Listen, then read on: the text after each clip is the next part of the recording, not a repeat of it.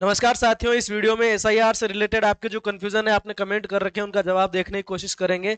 इस वीडियो पर एक कमेंट किया है भैया ने कि भाई साहब जी मेरा भी एक सवाल जवाब दे दीजिए। हम या घर में कोई भी 17 साल का होता है तो हम फॉर्म 6 भर सकते हैं और मैंने पहले कभी भरा भी है एक, लेकिन क्या कोई 16 साल की उम्र में फॉर्म 6 भर सकता है या नहीं?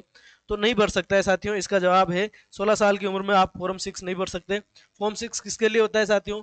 फॉर्म 6 होता है नए मतदाता के पंजीकरण के लिए, यानी कि न्यू वोटर के लिए फॉर्म 6 होता है। और फॉर्म 6 में अभी चुनाव आयोग ने एसआईआर के मद्देनजर ये कहा है कि जिसका जन्म 1 अक्टूबर 2008 या इससे पहले हुआ है वो फॉर्म 6 अप्लाई कर सकता है।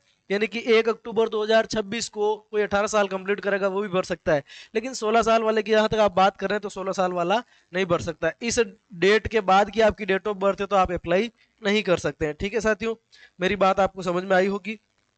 चलिए आगे बढ़ते हैं। ठीक है, इस कमेंट को मैं लाइक कर देता हूं ताकि वापस शो नहीं होगा। उसके बाद, सर अगर ड्राफ्ट में नाम आ गया है तब भी किसी तरह का नोटिस आ सकता है क्या? तो अच्छा कमेंट है, इसका जवाब सुन लीजिए। ड्राफ्ट में नाम आना और नोटिस आना इसका कोई लिंक नहीं है आपस में। फिर से बता देता हूं मैं आपको कि नोटिस कब आएगा। नोटिस सिर्फ उस केस में आएगा, नोटिस सिर्फ उस केस में आएगा कि आपकी मैपिंग नहीं हुई है। आपकी क्या नहीं हुई है साथियों? मैपिंग नहीं हुई। मैपिंग बोले तो पुरानी एसआईआर से आपकी लिंकिंग नहीं हुई है तो नोटिस आएगा, है ना। और जिनकी मैपिंग नहीं है उनका नाम भी ड्राफ्ट में आ गया है, कोई दिक्कत वाली बात नहीं है। तो ड्राफ्ट में नाम आ जाने का मतलब ये श्योरिटी नहीं है कि आपको नोटिस नहीं आएगा। नोटिस कब आएगा? अगर आपकी पुरानी एसआईआर से लिंकिंग नहीं हुई है या आपने किसी गलत पर्सन के साथ में मैपिंग कर दी है, गलत पर्सन के साथ मैपिंग कर दी है, फर्जी मैपिंग कर दी है, तो भी आपको मतलब जो है नोटिस आएगा। और मैपिंग नहीं हुई है तो भी नोटिस आएगा। कहने का मतलब नोटिस उसको नहीं आएगा जिसने पुरानी एसआईआर से लिंक करवा दिया है ना। पुरानी एसआईआर में उसके पापा मम्मी दादा या दादी या खुद का किसी न किसी का नाम था, उसको नोटिस नहीं आएगा। बाकी पुरानी एसआईआर से मैपिंग नहीं होने के संबंध में नोटिस आएगा। और नोटिस आने पर जवाब भी मैंने बता रखा है क्या जवाब देना है। ठीक है, समझ गए होंगे। सर क्रम संख्या पार्ट संख्या नहीं वोटर लिस्ट में अलग अलग हो गए हैं, बहुत परेशानी हो रही है ढूंढने में। क्रम संख्या पार्ट संख्या नई वोटर लिस्ट में अलग अलग हो गए हैं तो बिल्कुल पार्ट बदले हैं। फिर बता रहा हूं मैं आपको कि नई जो वोटर लिस्ट आई है इसके अंदर क्योंकि नई ग्राम पंचायतें बनी हैं, नए वार्ड बने हैं, नए बूथ बने हैं, इसलिए जो है आपका जो वोटर्स है, वोटर्स का पार्ट नंबर भी बदल गया है, वोटर का सीरियल नंबर भी बदल गया है। वो तो आपको चेक करना पड़ेगा। इसके लिए आपके पास एक तरीका और है। आप चुनाव आयोग की वेबसाइट पर जाकर के search your name in SIR या search your name in voter list, search your name in voter list का ऑप्शन मिलता है, वहां से जाकर के अपने वोटर आईडी नंबर डाल करके चेक कर सकते हैं। ठीक है, तो आप समझ गए होंगे इस बात को, क्यों बदले हैं पार्ट सीरियल नंबर क्यों बदले वो बता दिया मैंने आपको। सर ऑफलाइन में होगा जन सेवा केंद्र में? आधार अपडेट की बात कर रहे हैं साथियों, फिर से बता दूं। आधार आपको अपडेट करना है। आधार के अंदर दो डॉक्यूमेंट अपलोड करने हैं, पहला डॉक्यूमेंट आइडेंटिटी का और दूसरा आपके रेजिडेंस का यानी कि निवास को प्रमाणित करने वाला। आधार की वेबसाइट पर जाकर के इस वीडियो को जाकर के आप चेक कर लीजिएगा, इसमें मैंने पूरा तरीका बतलाया है। और आप जन सेवा केंद्र में जाएंगे तो वो भी ऑनलाइन ही करेगा, ऑफलाइन नहीं होगा। पूरा ऑनलाइन मोड का सिस्टम है तो ऑनलाइन आपको अप्लाई करना है। खुद के मोबाइल से भी कर सकते हैं, पूरा तरीका मैंने बता रखा है, तो कहीं कोई आपको दिक्कत नहीं आएगी। ठीक है आगे बढ़ते हैं। राजकाज 2.0 खुलने के बाद आगे प्रोसेस नहीं हो रहा है, क्या करें?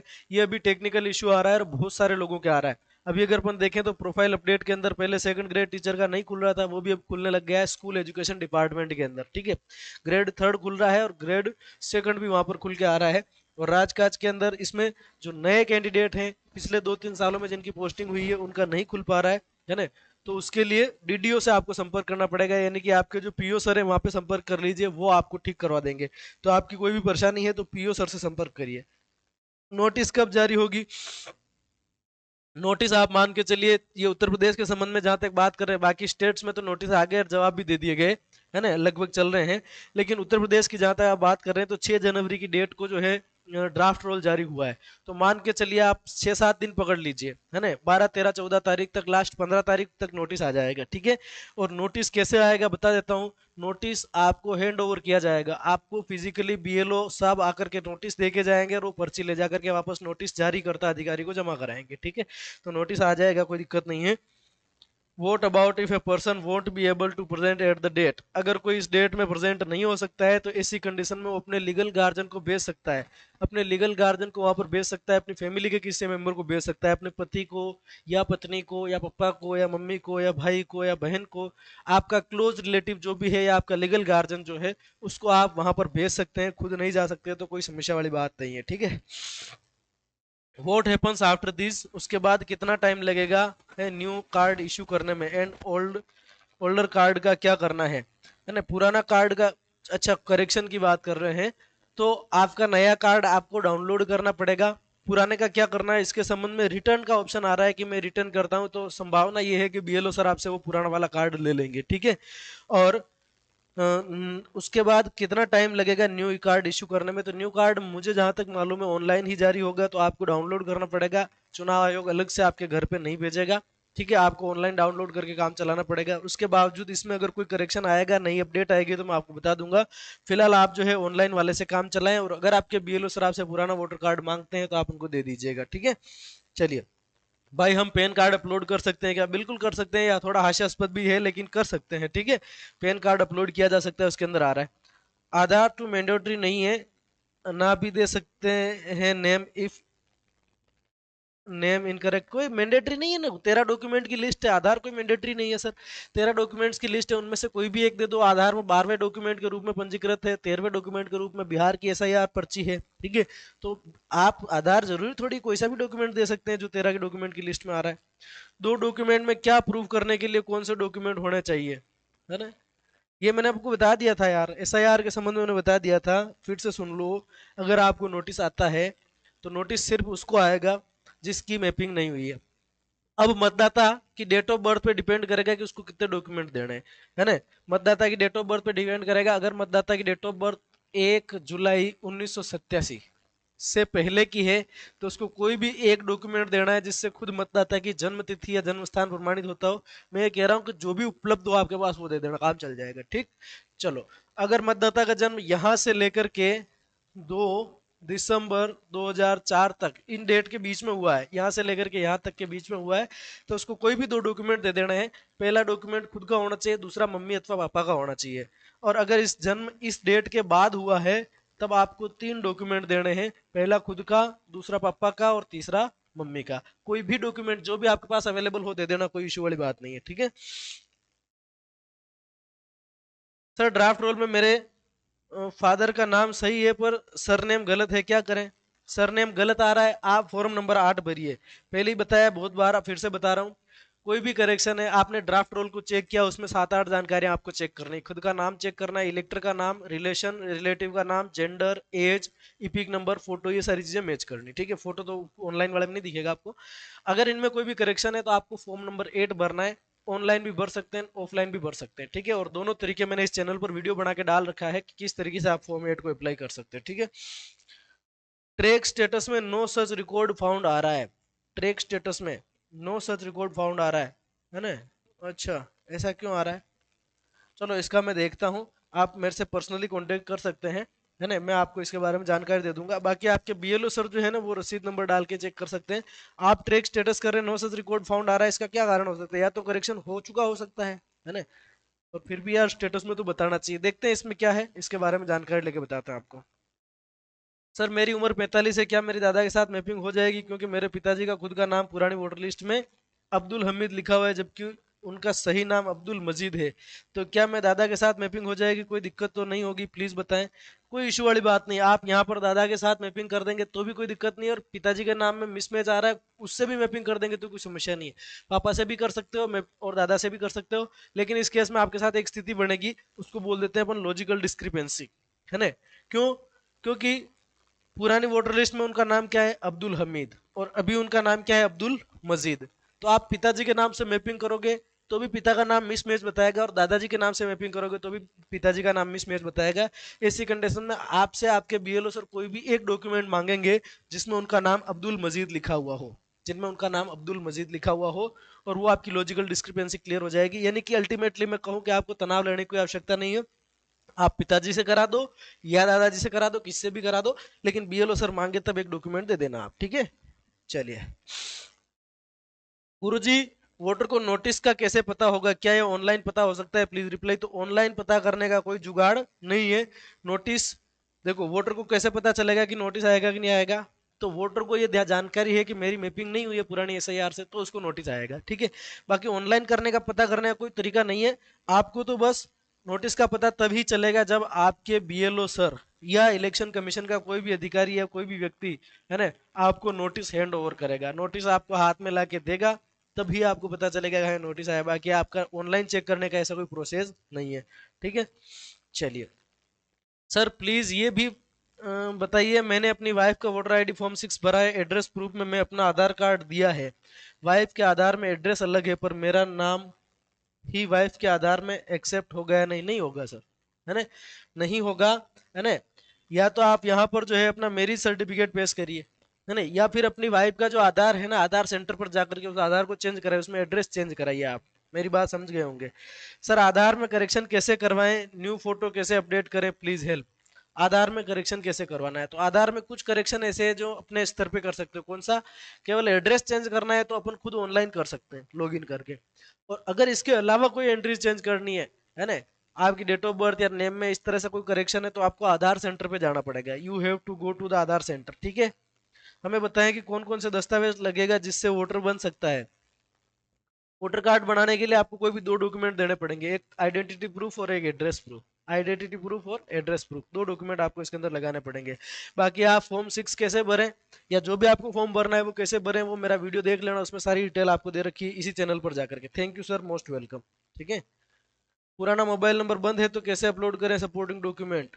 पुराना मोबाइल नंबर बंद है तब आपको क्या करना है, लॉगिन ही नहीं कर पा रहे होंगे तो पहले आधार सेंटर पे जाके अपने मोबाइल नंबर अपडेट करवा दो। और मैं तो कह रहा हूँ आधार सेंटर पे जा ही रहे हो, है ना, जन सेवा केंद्र पे जा ही रहे हो, तो वहां पर सारे काम वहीं पे निपटा क्या हो।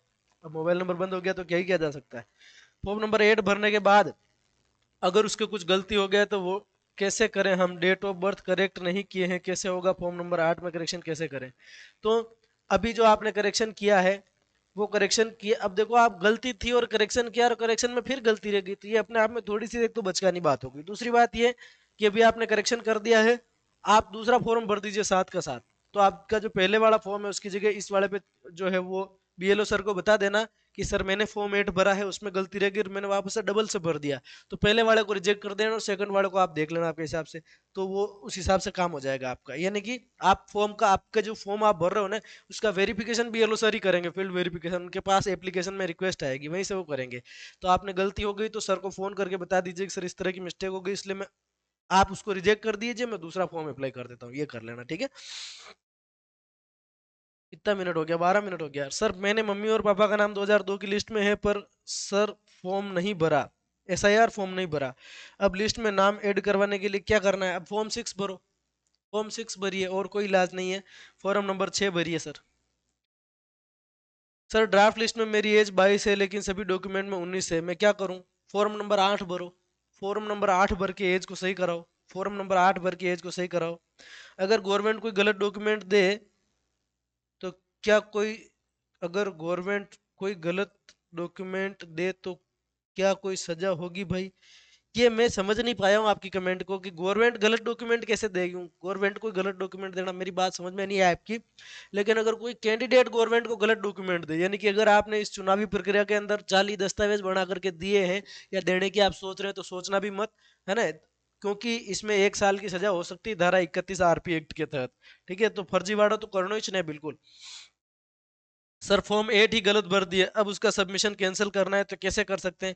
इसका सबमिशन कैंसिल करने की आवश्यकता नहीं है, आप अपने संबंधित बीएलओ के नंबर आपके पास होंगे, नहीं तो पता कर लीजिए या ऑनलाइन भी सर्च कर सकते हैं। संबंधित बीएलओ सर को फोन करके कह दीजिएगा कि मैंने फॉर्म 8 भरा है लेकिन इसमें इस तरह की मिस्टेक हो गई है, तो प्लीज सर आप इस फॉर्म को रिजेक्ट कर देना। तो वो बीएलओ सर जो है वो अपनी एप्लीकेशन से उस फॉर्म को रिजेक्ट कर देंगे। सर मेरे मम्मी पापा का 2026 एसआईआर यूपी लिस्ट में नाम है, अब आगे क्या करना है, मतलब मेरे मम्मी पापा का 2026 एसआईआर यूपी लिस्ट में नाम है, अब आगे क्या करना, कुछ नहीं करना है। आप अगर आपका नाम ड्राफ्ट रोल में आ गया है, यूपी की बात कर रहे हैं आप, तो जहां आप रह रहे हैं वहां का एसआईआर के बाद जो ड्राफ्ट रोल जारी हुआ उसमें आपका नाम आ गया है और सारी जानकारियां सही है, तो आपको कुछ नहीं करना है। अगर उस जानकारी में कुछ करेक्शन है तो आपको फॉर्म 8 भर के वो जानकारियां आप करेक्ट करवानी है, ठीक है। अधूरा कमेंट कर लेते हैं भाई लोग यार। जिला का नाम और दूसरा आ रहा है तो सही कैसे करें? जिले का नाम दूसरा आ रहा है, इसको सही कैसे करें? तो ये अपडेट नहीं हो रहा है क्या? एसएसओ अपडेट करिए, एसएसओ अपडेट करने के बाद आप आईपीआर में आइए, तो वहां पर आप जो डेटा लेंगे वो एसएसओ से ही लिया जाएगा, तो वहां से सही आ जाएगा। ठीक है, उसके बावजूद नहीं हो पाता है तो आप मेरे को डीएम कर दीजिएगा। ठीक है, भैरव टेक सर अपने टेलीग्राम चैनल का नाम है, या learner_कवि09, ये मेरी इंस्टा आईडी है। ठीक है, रेस्पेक्टेड सर, अगर किसी व्यक्ति का नाम ड्राफ्ट वोटर लिस्ट में है और उसकी डिटेल्स थोड़ी सी गलत है और वह इलिटरेट होने के कारण समझाने के बाद भी करेक्शन कराना ही नहीं चाह रहा है, तो इसी कंडीशन में फाइनल लिस्ट में उसका नाम तो नहीं हटेगा। नाम हटेगा नहीं, लेकिन वो जो गलती है वो चलती रहेगी, है ना? आप ये कहना चाह रहे हैं अगर किसी व्यक्ति की जो है ड्राफ्ट रोल में नाम आया लेकिन डिटेल्स में थोड़ी गलती है और वो ठीक ही नहीं कराना चाह रहा, तो ऐसी कंडीशन में उसका नाम फाइनल रोल में तो आ जाएगा लेकिन वो गलतियों के साथ आएगा और फिर वो गलत ही चलेगा, और तो भविष्य में बहुत सारी परेशानियां भी हो सकती है। तो आप उसको समझाएं, हैं, उसको आप समझाएं कैसे भी करके कि यार इसको आप करेक्ट करवा लीजिए। उस वो नहीं समझता है, उसके परिवार का कोई लिटरेट सदस्य हो, पढ़ा लिखा सदस्य, तो उसको समझाओ, क्योंकि बहुत सारे ग्रुपे हैं वो नहीं समझेंगे बात को। भैया हमें अपना एड्रेस शिफ्ट करवाना है, पहले जहाँ रहते थे वहाँ की लिस्ट में नाम ऐड है पर 5 साल हो चुके हैं घर बदले हुए, और अभी जहाँ रह रहे हैं उस एड्रेस का प्रूफ नहीं है मेरे पास। उस एड्रेस का प्रूफ नहीं है मेरे पास, है पर पापा का वोटर आईडी कार्ड है यहाँ का, बिजली बिल भी है सेम एड्रेस का, तो क्या पापा के आईडी से चले चेंज हो सकता है? बिल्कुल हो सकता है। अगर खुद का नहीं है तो पिताजी का जो एड्रेस प्रूफ है उससे चेंज हो सकता है। ठीक है, कोई समस्या वाली बात नहीं, तो आप एड्रेस चेंज करवा लीजिएगा, फॉर्म 8 डाल करके रेजिडेंस करेक्ट करवा लीजिएगा। ठीक है साथियों, चलिए। नहीं हो रहा है गुरुजी? हैं? क्यों नहीं हो रहा है यार? भी तो करके दिया था मैंने। चलिए अगली वीडियो में मिलेंगे साथियों, तब तक के लिए धन्यवाद। मैंने अपनी तरफ से पूरा प्रयास किया कि आपको ज़्यादा से ज़्यादा जानकारी दे पाऊँ। अगर फिर भी कोई कंफ्यूजन बचा हो तो संपर्क करिएगा, यानी कि कमेंट बॉक्स में लिख दीजिएगा, या Telegram channel Bhairav tech Badesar join करके वहाँ पे डायरेक्ट मैसेज कर सकते हैं, या learner_कवि09 मेरी इंस्टा आईडी है उसको फॉलो कर सकते हैं, वहाँ पे बता सकते हैं। Thank you so much, bye bye.